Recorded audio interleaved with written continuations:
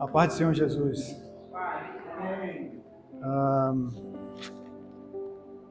Eu sou de Salvador, Bahia. Recebi o chamado do Senhor quando eu estava fazendo o seminário, aos 23 anos de idade. E recebi um chamado para Taiwan. Quantos conhecem, já ouviu falar de Taiwan? A República da China. Passei 6 anos em Taiwan fazendo um ministério com taiwaneses e filipinos. E depois de 6 anos o Senhor nos chamou para irmos para a Coreia. E nós estamos na Coreia. Sou casado, tenho 3 filhos. Estamos na Coreia já há 9 anos. Acredito que eu ouvi falar que o Maranhão, o São Luís, foi considerado como a terra dos brasileiros que mais gostam de dorama. Não é verdade isso?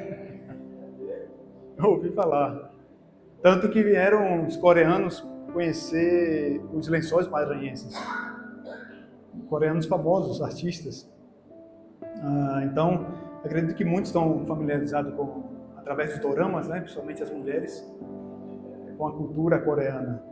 A cultura coreana é bem diferente da nossa, né? A comida apimentada, e eles têm por costume, dentro da cultura que é bem diferente da nossa realidade, que é comer carne de cachorro. Não sei se vocês já ouviram falar.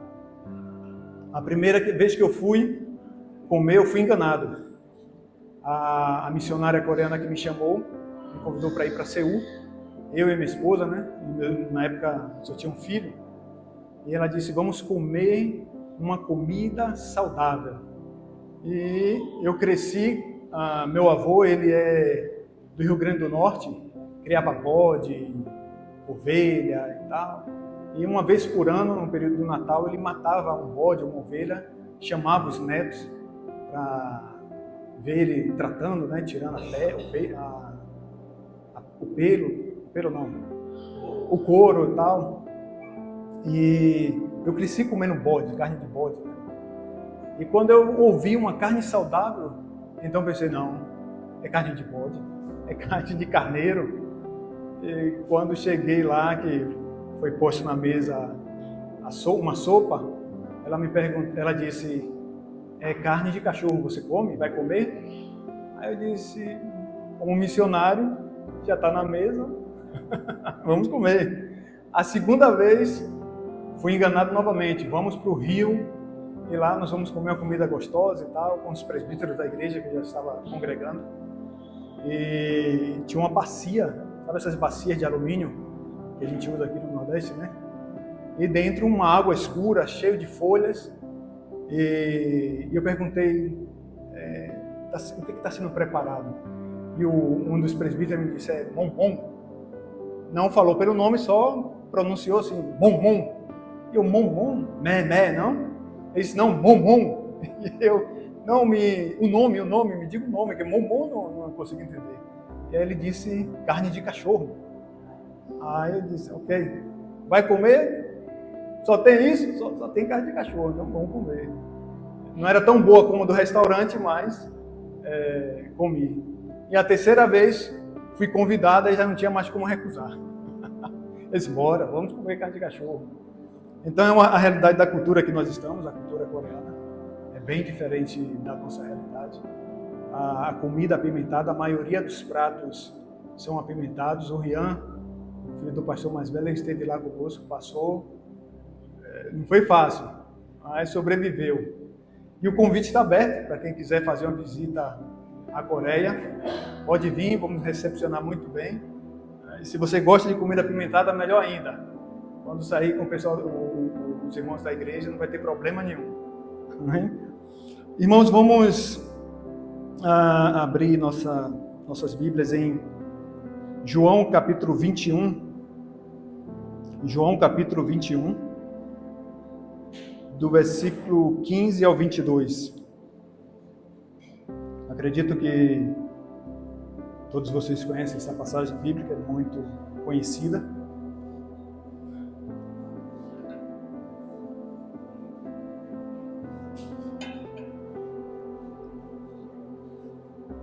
mas vamos ler do 17, do 15 ao 17.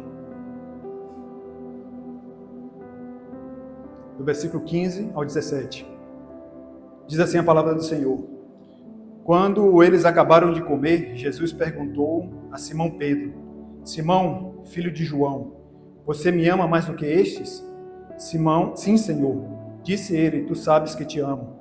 Disse Jesus: cuide dos meus cordeiros. Novamente Jesus disse: Simão, filho de João, você me ama? Ele respondeu: sim, Senhor, tu sabes que te amo. Disse-lhe Jesus: pastorei as minhas ovelhas. Pela terceira vez ele lhe disse: Simão, filho de João, você me ama? Pedro ficou magoado por Jesus ter perguntado pela terceira vez: você me ama? E ele respondeu, e ele disse: Senhor, tu sabes todas as coisas e sabes que te amo. Disse-lhe Jesus: cuide das minhas ovelhas. Amém?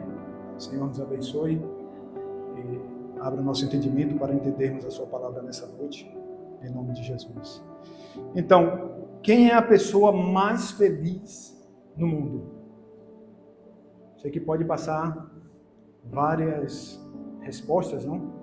Na nossa mente, mas biblicamente e a experiência mostra que a pessoa que recebe amor e dá amor, essa é a pessoa mais feliz do mundo. Não é assim? A pessoa que ela recebe e sabe dar amor, ela é a pessoa mais feliz do mundo. E nós podemos ver isso de uma forma muito clara através da Bíblia e através da nossa vida, do nosso dia a dia. Né? Um lar, para ele ser um lar feliz, é necessário que ali esteja e seja evidente o amor, principalmente, né, entre o casal, e que isso vai fluir para a vida dos filhos. Não é assim? Porque se não há amor, essa criança vai crescer insegura, com medo, triste. Mas se há amor, é totalmente diferente a vida da criança e o relacionamento entre o casal. E quando há mágoas, quando há ressentimentos, feridas no coração de uma pessoa, não há como essa pessoa ser feliz. E um lar desestruturado, quando não há amor, confusão, briga, isso e aquilo, a criança ela cresce, né, com medo, com insegurança, com infelicidade no coração. É muito difícil a realidade. E na vida cristã, qual é o centro da nossa vida cristã? É o amor.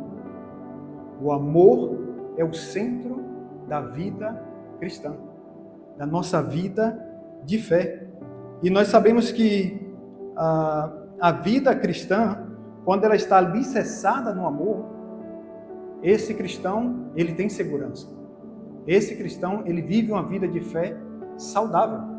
E nós vemos que a salvação, ela começa onde?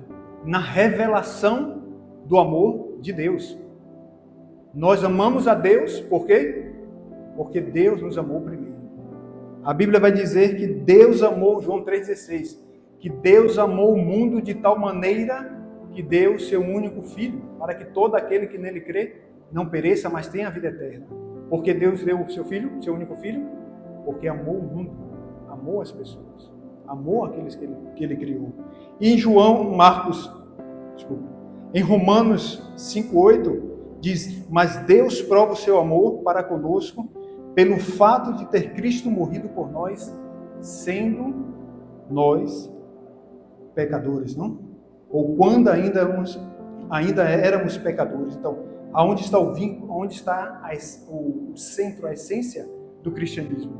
No amor, na revelação do amor de Deus. E um cristão, quando ele tem a certeza, tem um entendimento e chega a essa certeza do amor de Deus, aí começa uma nova vida. começa uma transformação, porque não há vida cristã sem conhecer verdadeiramente o amor de Deus. O cristão que não conhece o amor de Deus, ele é um religioso.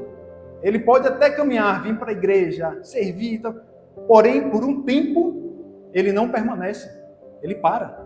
Ele não suporta permanecer. Porque há muitos desafios na caminhada cristã. Mas quando estamos alicerçados e entendemos esse amor de Deus que é revelado na palavra, que foi a doação do seu Filho por nós, podemos suportar tudo por causa desse amor que se revelou na cruz do Calvário. Não é assim?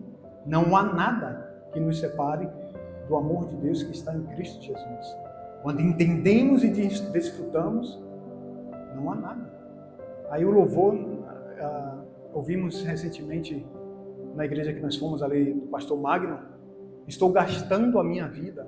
Quando entendemos o amor de Deus, nós doamos a nossa vida ao Senhor, sem medo, sem restrição, sem restrições, com todo o nosso ser. Então, o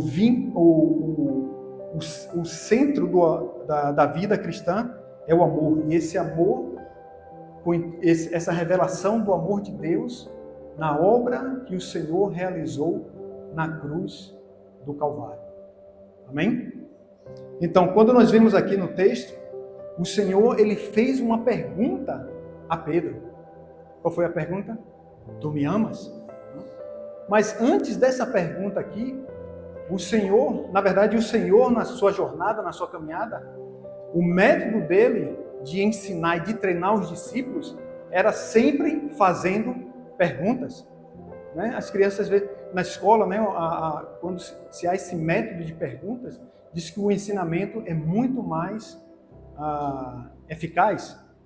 Então, o Senhor, ele utilizava na sua caminhada com os discípulos, um método de ensino, e queria ouvir os discípulos. Então, ele sempre fazia perguntas. E podemos citar algumas, por exemplo, quando em João capítulo 1, ele olha para Jesus e diz: eis o Cordeiro de Deus que tira o pecado do mundo. E logo a Bíblia diz que 2 dos seus discípulos, André e Tiago, eles saem e começam a seguir ao Senhor.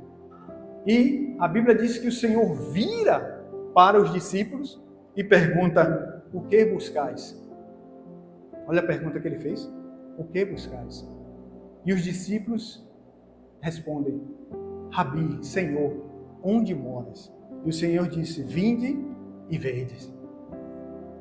Olha só, o Senhor virou para eles e perguntou: o que vocês estão buscando? E essa pergunta continua para nós hoje.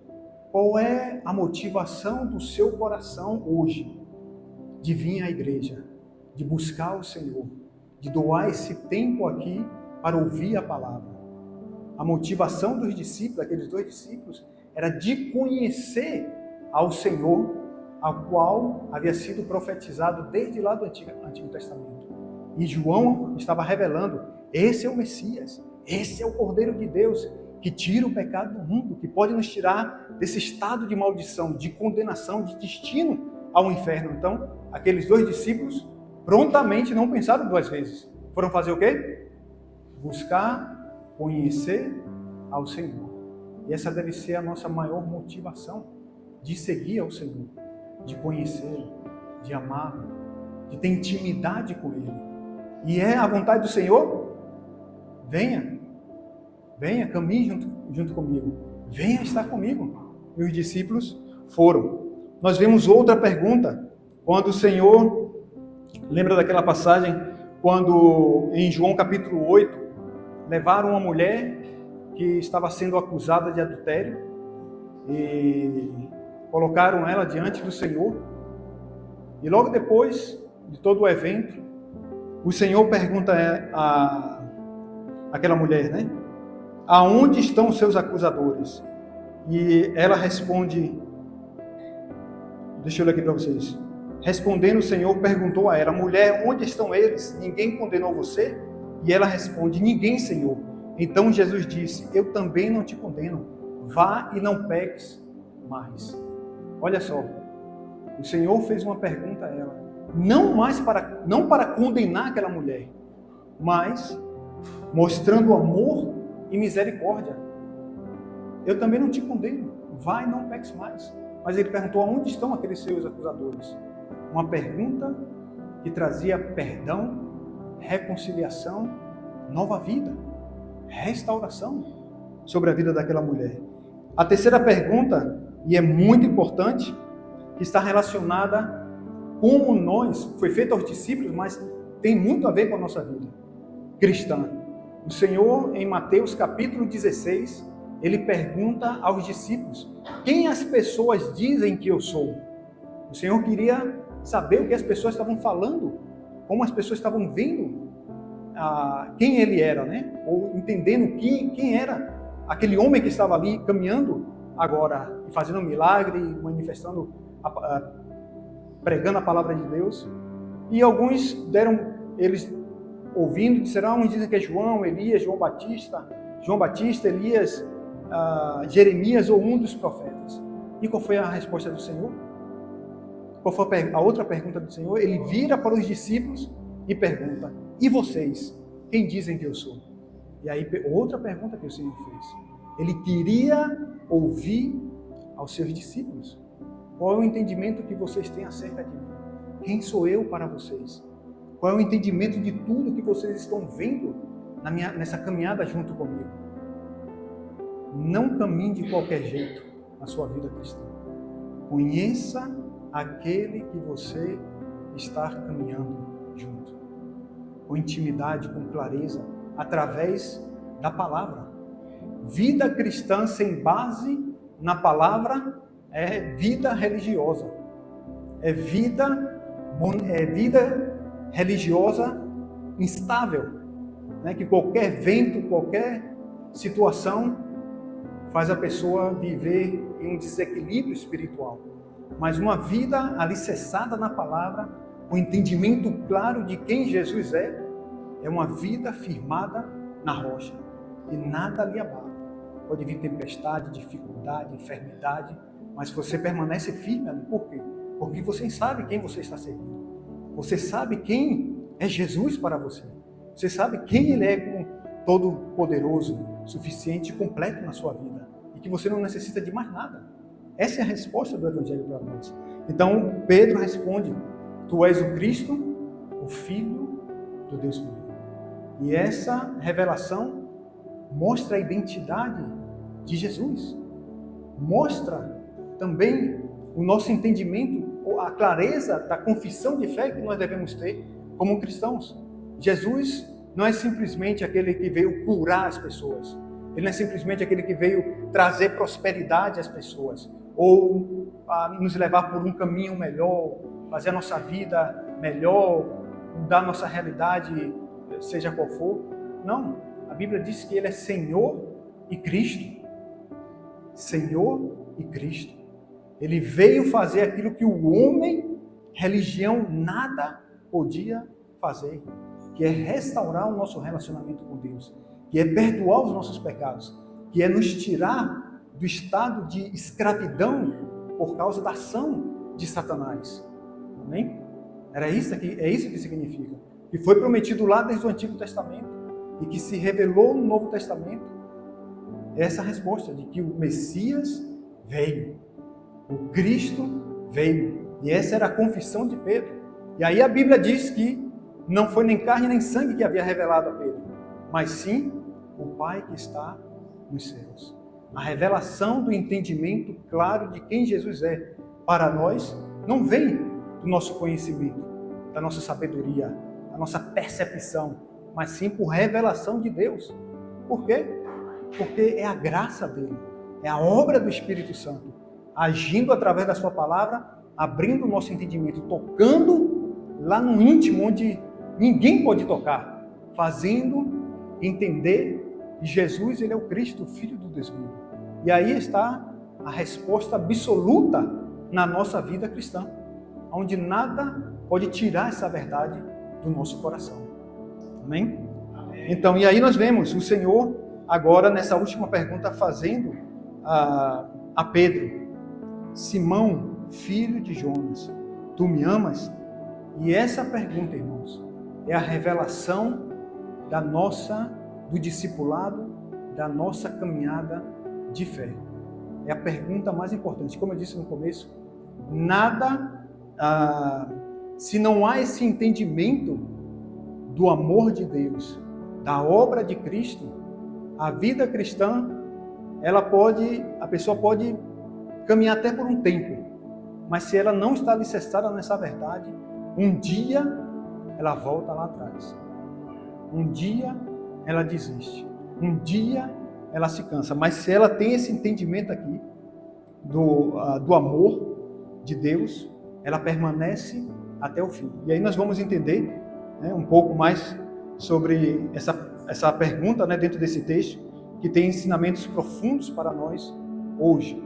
Então, o primeiro ponto é: Jesus, ele não abandona o discípulo ou um cristão que está desanimado. O Senhor fez essa pergunta a Pedro no momento, quando nós lemos aqui no versículo 13, Pedro, diante de toda a realidade que havia se passado, Pedro diz: eu vou pescar. O que isso significa? Vou voltar à minha vida do passado. Acabou. Não vou mais servir, não vou mais caminhar, não vou mais estar indo ao templo, não vou mais estar fazendo isso, aquilo, caminhando com os discípulos. Vou voltar à velha realidade, à velha vida que eu vivia. Vou pescar. E o Senhor tinha chamado Pedro, em Mateus capítulo 4, para ele ser pescador de homens. E Pedro agora estava dizendo: vou pescar. Como se vou abandonar tudo e viver como eu vivia antes. Mas, naquela situação, o Senhor aparece a Pedro, que estava aparentemente cansado, né, não queria servir mais, mas o Senhor vai ao encontro de Pedro, naquele momento que ele está pensando em desistir da sua caminhada. E ali o Senhor faz essa pergunta a Pedro. E quando nós vemos aqui, o Senhor não chama Pedro de Pedro, ele diz Simão, filho de João. Lembra que o Senhor disse que o nome dele não seria mais Simão, mas sim Pedro? Mas o Senhor aqui chama ele de Simão. Por quê? Porque realmente Pedro estava voltando, desistindo de toda a caminhada com o Senhor e voltando à velha vida. Não que pescar era errado, não é isso. Mas ele estava desistindo da realidade a qual o Senhor havia chamado ele, para caminhar e servir na obra do Senhor. Então, Simão, filho de João, quer dizer, o Senhor está dizendo: Pedro, olha onde você está, olha para onde você está indo, volte, eu ainda tenho coisa para realizar na sua vida, eu ainda tenho uma jornada para a sua vida. E muitas vezes, problemas, conflitos, dificuldades que nós passamos, até por causa dos nossos erros, né? Às vezes conflitos na igreja, situações, há um desânimo, há desistência, queremos voltar, não queremos mais servir, estamos feridos, magoados. Na primeira igreja que eu congreguei, nós tínhamos uma irmã que servia no ministério de adolescentes, uma irmã excelente, pastor, no servir, no mover, no desculpa, no português às vezes as palavras faltam, mas no levantar os adolescentes para estarem envolvidos nas coisas do Senhor.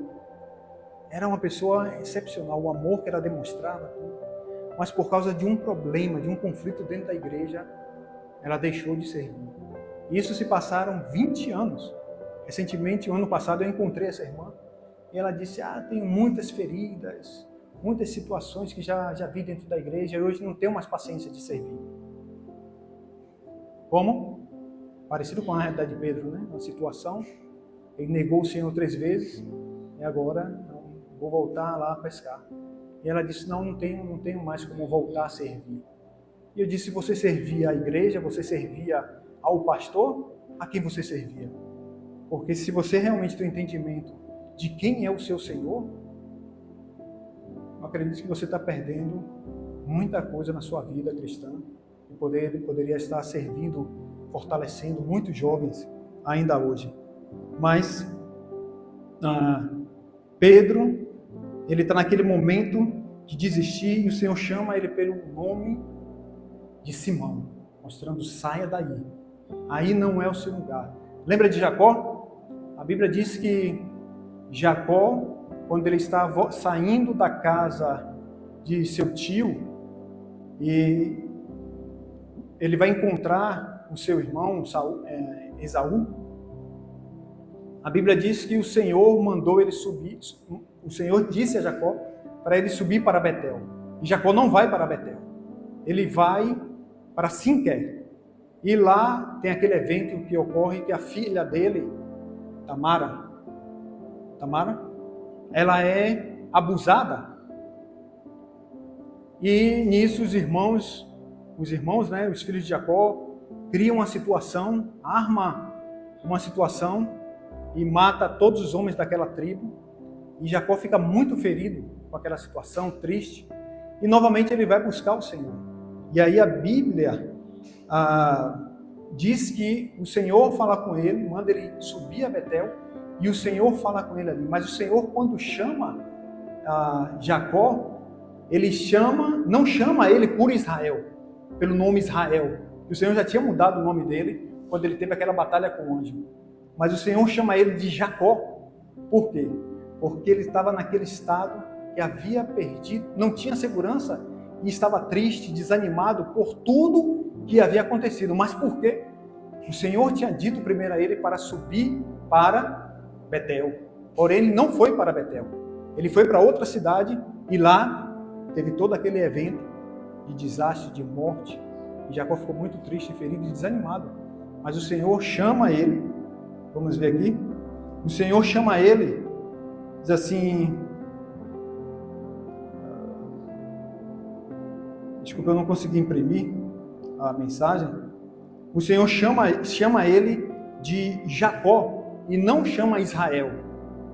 E naquele momento, era como o Senhor estivesse dizendo: saia daí de onde você está, Jacó.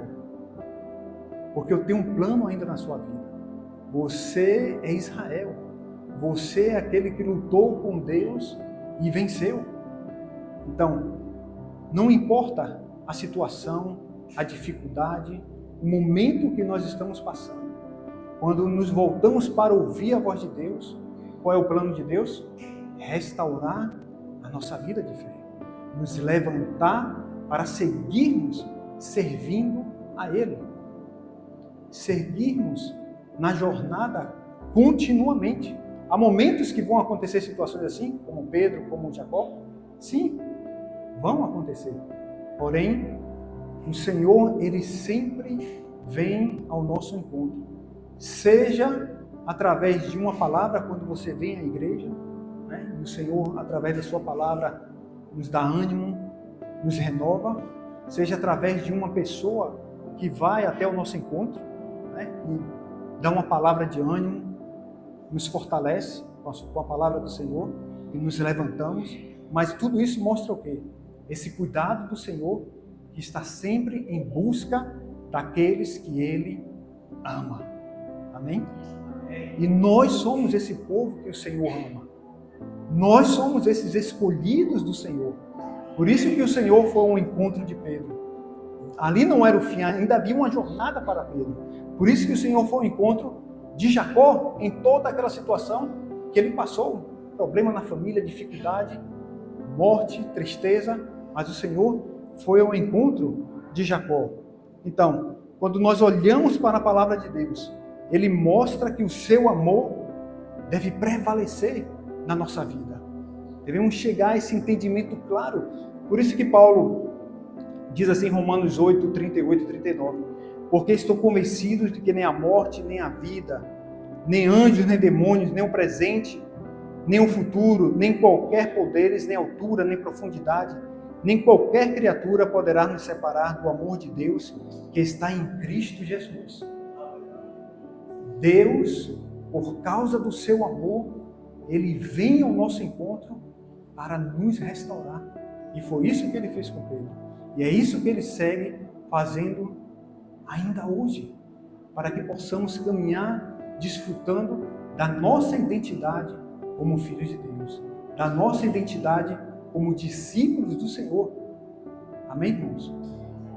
E logo depois nós vemos qual é a essência, o segundo ponto, qual é a essência do discipulado?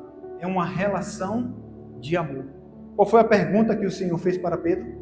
Depois, Pedro, mais uma vez, você me ama? O Senhor não apareceu para Pedro e disse, Pedro, tenha ânimo. Pedro, se levante. Pedro, vá lá, continue sua jornada. Pedro, já passou, já aconteceu. Você me negou, mas é um novo começo. Não. A resposta, a pergunta do Senhor foi, Pedro, você me ama? Porque antes do servir, antes da obra, antes do ministério, de qualquer coisa na nossa vida, o maior entendimento que nós devemos ter e desfrutar é desse relacionamento pessoal com o Senhor. Por isso que o Senhor, aqueles 2 discípulos lá no começo, ele não disse, o que é que vocês querem? Ele disse, onde é que o Senhor mora? Prontamente o Senhor disse, venha e me siga. Por quê?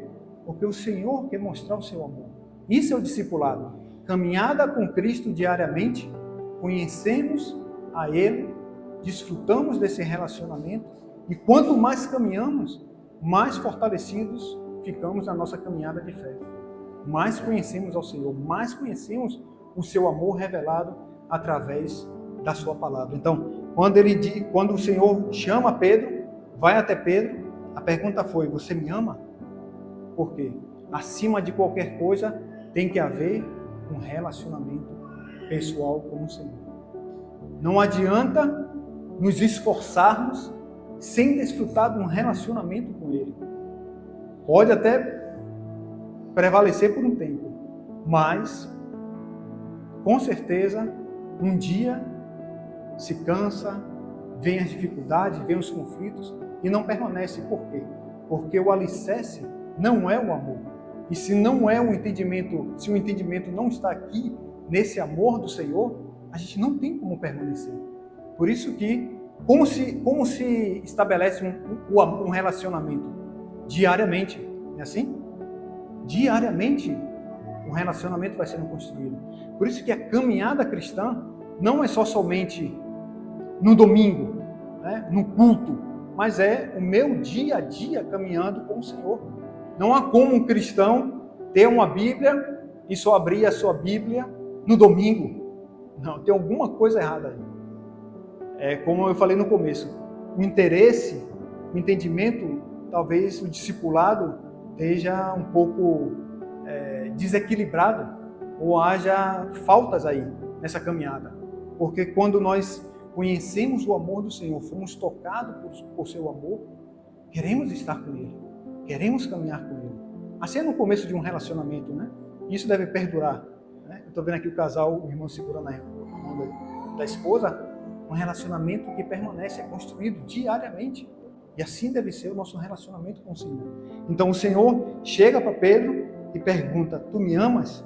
Né? Antes de qualquer coisa, o nosso entendimento, o pulsar do nosso servir ao Senhor, onde deve estar?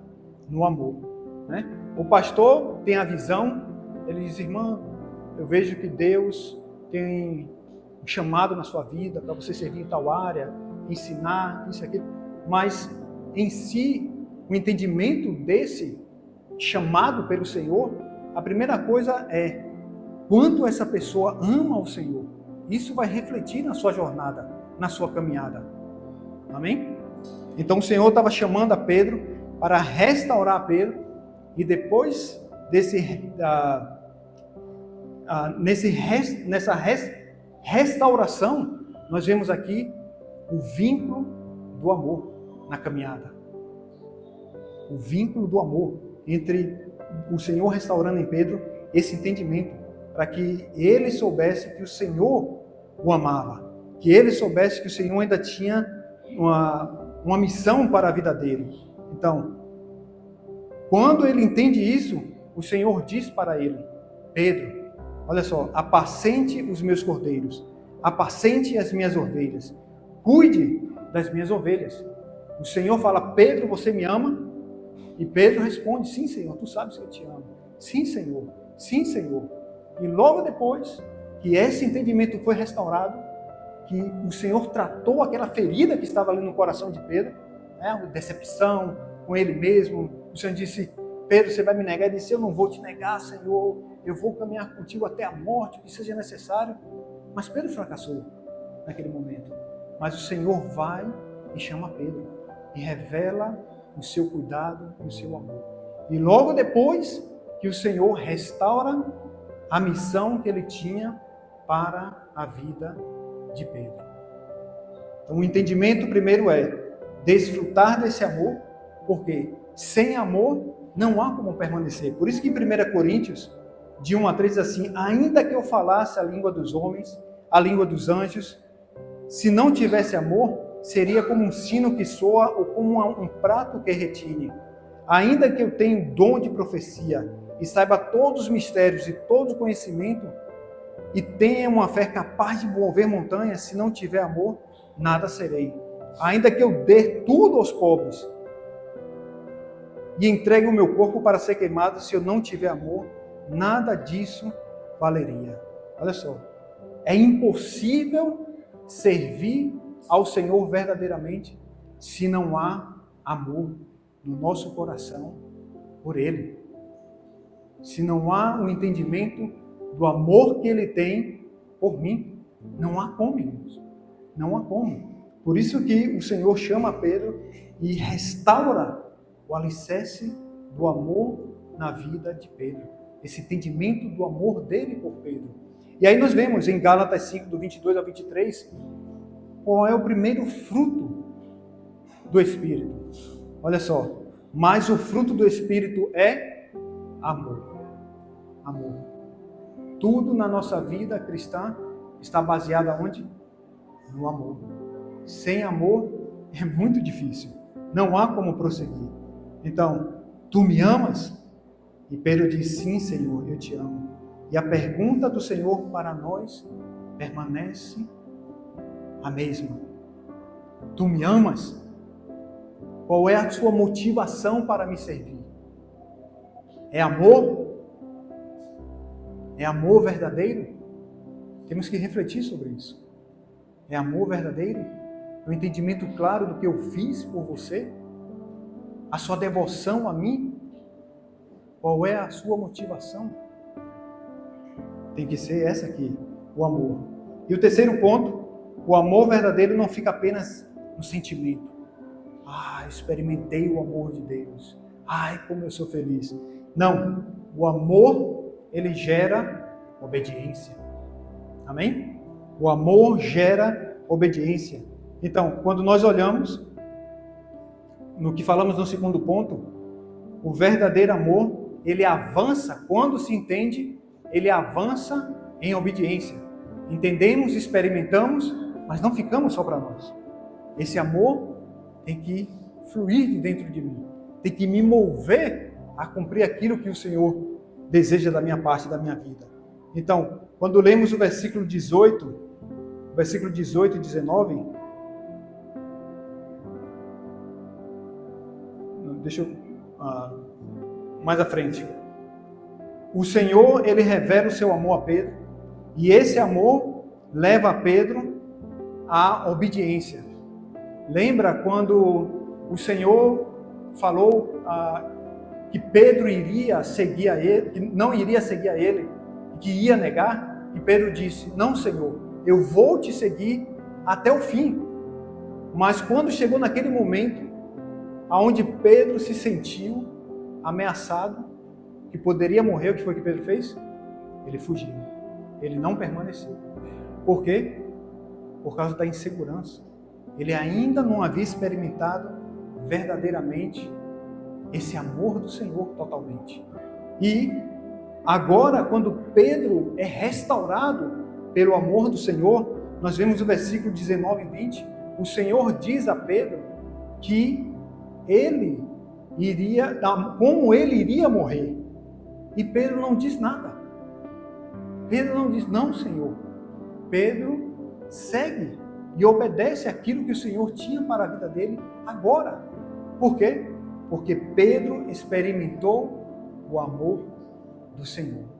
Foi restaurado na sua vida de fé. A ferida que estava aberta foi curada. Então, o amor, ele gera o quê? A obediência. O Senhor disse, me siga, Pedro. Vamos continuar caminhando, Pedro. Não há como seguirmos ao Senhor se não for em reconhecimento do seu amor que Ele derramou na cruz do Calvário. Não há como, irmãos. Não há como. E quando nós entendemos esse amor do nosso coração, do nosso ser, nós nos movemos em obediência à vontade do Senhor. Amém? Nos movemos em obediência. Não é necessário nem que o pastor diga, por favor, irmão, faça isso. Por favor, irmão, ajude nessa área.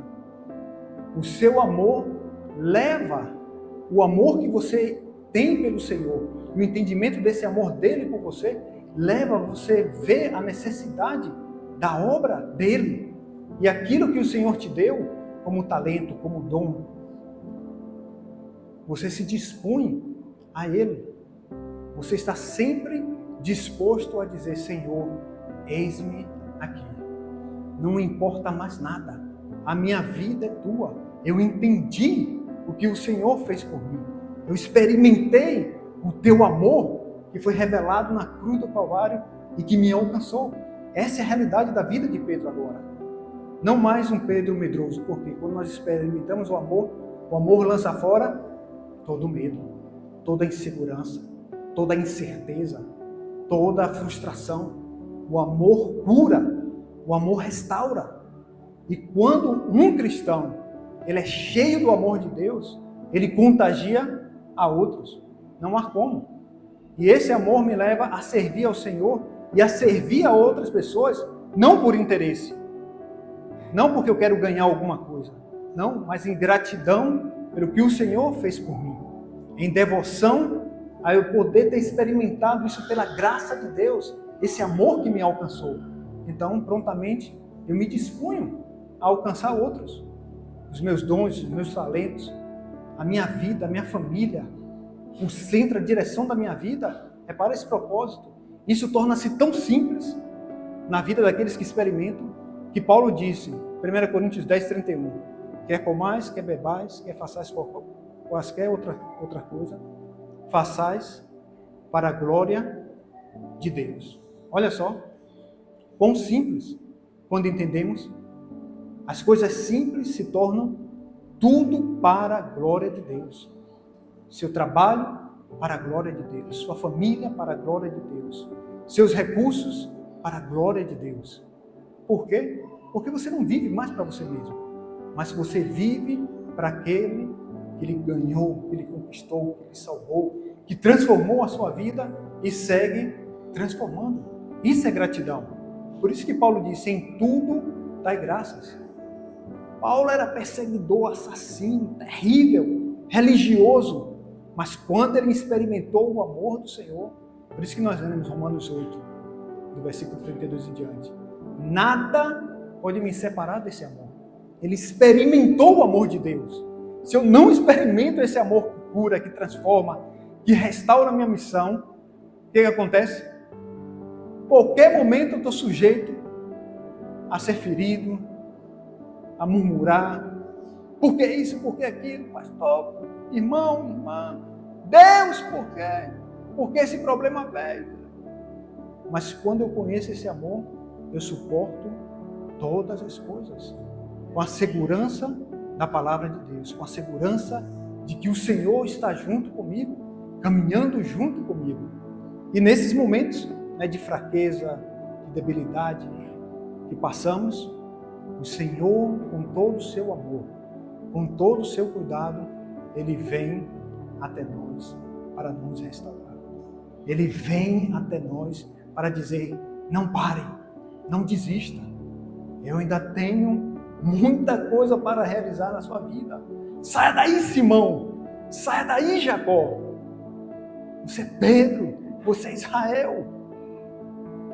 Não volte lá atrás. Permaneça na caminhada. Permaneça servindo. Se renove no amor do Senhor. No começo da minha caminhada, acredito que no segundo ano, eu estava caminhando com o Senhor, passei por uma dificuldade, uma tentação terrível. E eu queria seguir o desejo do meu coração. Eu sabia, estava no seminário, no segundo ano, eu sabia que se eu tomasse aquele caminho, era caminho de destruição total na minha vida, na minha caminhada de fé, na minha vida cristã, no meu casamento. Tinha 1 ano de casamento, no meu ministério, já tinha entendimento do chamado do Senhor, mas o desejo do meu coração era fazer a minha vontade. Porém, lá dentro de mim, o Espírito Santo dizia, não vá, saia daí. Eu passei semanas lutando. Aonde eu vi uma porta de uma igreja, principalmente da Igreja Universal, que fica sempre aberta, eu entrava, Jesus, me ajude, mas não tinha força para sair, mas clamava o Senhor. E um dia, liguei para o irmão, contei, não tinha coragem de conversar com o pastor, não tinha coragem de chamar um professor do seminário e contar aquilo que eu estava passando, com vergonha de ser acusado, de não me entenderem. E aí eu me lembrei de um irmão que havia passado por um problema que eu ainda não estava passando, mas queria me jogar no problema. Então eu liguei para ele e disse, eu preciso conversar com você. Contei o problema a ele e ele disse, olha, isso só está na sua cabeça. Eu coloquei em prática, então para você é mais fácil. Se levante, saia daí. E aí me disse, vai em tal igreja, tal, num culto de oração, na terça-feira pela manhã. Tentei ir a primeira semana, não consegui, na segunda semana eu fui. E quando eu entrei lá, a palavra era uma irmã, dirigindo o ciclo de oração, ela estava falando sobre Ana. E ela, pregando, ela disse assim, não deixe que o diabo roube o plano que Deus tem para realizar na sua vida. Não fique aí, se levante. Deus tem um plano para você. E naquele momento parecia que estava só eu e Deus dentro daquela igreja. Estava lotado, era um culto de terça-feira pela manhã. E naquele momento a palavra veio como uma flecha no meu coração. Despedaçou toda a obra do diabo, todo o pensamento maligno que estava tentando me tirar do plano de Deus. E quando eu voltei para o seminário e me deparei com aquela situação, era totalmente diferente. Eu cheguei para a pessoa e disse, o diabo queria destruir a minha vida e queria destruir a sua vida. Se levante, restaure a sua vida. Depois daquele dia, aquela pessoa a qual estava para acontecer uma situação entre mim e ela, nunca mais falou comigo, nunca mais voltou ao seminário. Era o quê? Realmente o diabo. Estava tentando destruir a caminhada, os planos, o chamado que Deus tinha para a minha vida. Mas o Senhor, por sua graça, veio ao meu encontro, me renovou, me restaurou. No momento que nós nos encontramos com Ele, que abrimos o nosso coração, que confessamos nossos pecados, que realmente demonstramos a nossa dependência dEle, a graça dEle vem, a restauração da parte dEle vem. Esse amor incondicional nos alcança e nos transforma. Amém? E aí, para terminar, quando nós olhamos, olha só o que o Senhor chama ele, restaura ele, e Pedro, em um determinado momento, ele vai, no versículo 22, ele pergunta, Senhor, e quanto a este? Se vocês olharem no versículo 22, ele está se referindo a João. E ele fala, e quanto a este, Senhor? E olha o que o Senhor responde para Pedro. Vamos ver? João capítulo 21, versículo 22.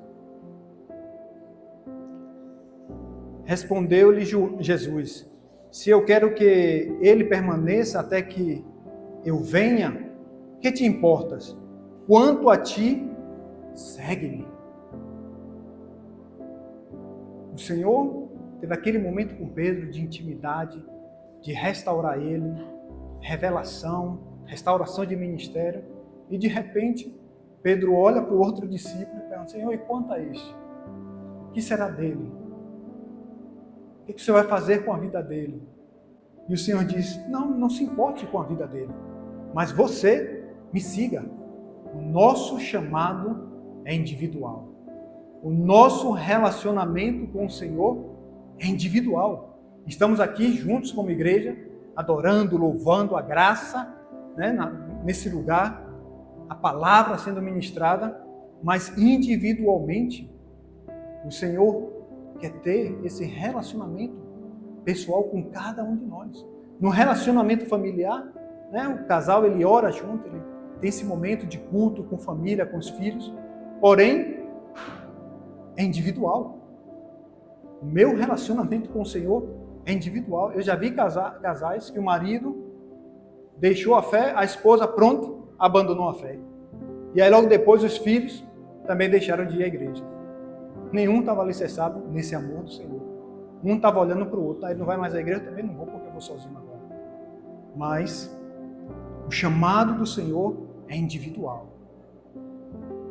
Deixa o irmão lá, deixa a irmã lá, não se compare. Mas busque desfrutar desse relacionamento pessoal com o Senhor. Busque se aprofundar nesse amor do Senhor. E quanto mais nós fazemos isso influencia a vida dos outros. Mas não compare a sua vida com os outros. Siga o Senhor. Veja aquilo que Deus tem para fazer na sua vida. Se aprofunde no seu chamado. Estude, se capacite. Veja, vá além.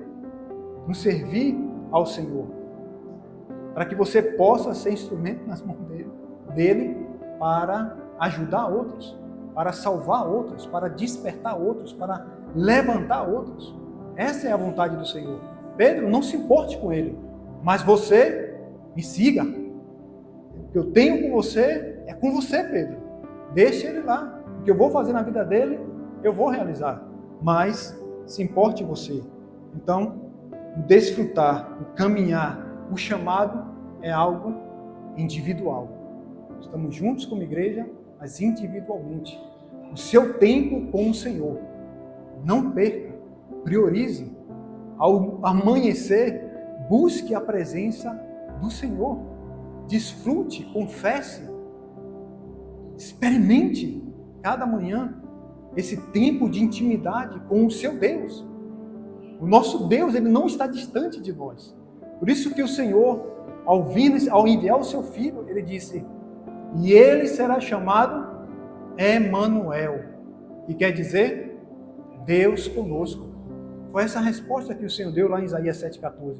Foi essa resposta que o Senhor deu a José, quando ele falou acerca de Jesus que iria nascer no ventre de Maria. O Senhor quer ter esse relacionamento pessoal conosco. Não é tempo mais de vivermos uma vida cristã só de domingo, não, irmãos. É tempo de viver em intensidade, de viver em profundidade, de viver caminhando com o Senhor. Veja a realidade do que está acontecendo lá fora. Veja a realidade dos jovens, como eles estão vivendo hoje. Veja a realidade da ação de Satanás nesse mundo, ao ponto de que o mundo está se movendo em uma direção aonde o ser humano nasce e não tem mais uma identidade. É menino ou menina? Não. Vai descobrir amanhã. Vai descobrir depois. Isso é obra de Satanás. O amor de muitos se esfriando. O entendimento da palavra ficando lá para último plano. Eu me lembro que uma vez minha sobrinha estava assistindo uma série na Netflix, acredito, e uma mãe solteira, na série, né? Era uma mãe solteira com a bebê, e ela falou assim: peraí, vamos procurar aqui alguns livros de história para mim contar para você. E ela aí começou a tirar: não é esse não. Esse não. De repente ela tira a Bíblia de dentro da caixa, e aí mostra bem assim na câmera, e diz: não, isso aqui está ultrapassado, isso aqui não tem mais valor, e joga a Bíblia. Imagine, uma série americana. Então, a realidade do mundo é negar a Deus, viver sem conhecer a Deus, viver por si mesmo, Essa é a obra de Satanás nesse tempo. Fazer com que as pessoas não creiam na palavra de Deus. Mas o Senhor tem buscado, restaurado, chamado um povo nesse lugar. Amém? E aqui há muitos jovens, muitas mulheres, muitos homens, casais, adolescentes. Desperte. Busque viver na intensidade desse amor do Senhor, na restauração daquilo que o Senhor falou ao seu coração lá atrás. Você não é Simão, você é Pedro. Você não é Jacó, você é Israel. Você não é mais aquela pessoa que vivia lá. Eu tenho um chamado para a sua vida. Quero usar a sua vida para que outros possam me conhecer. Amém?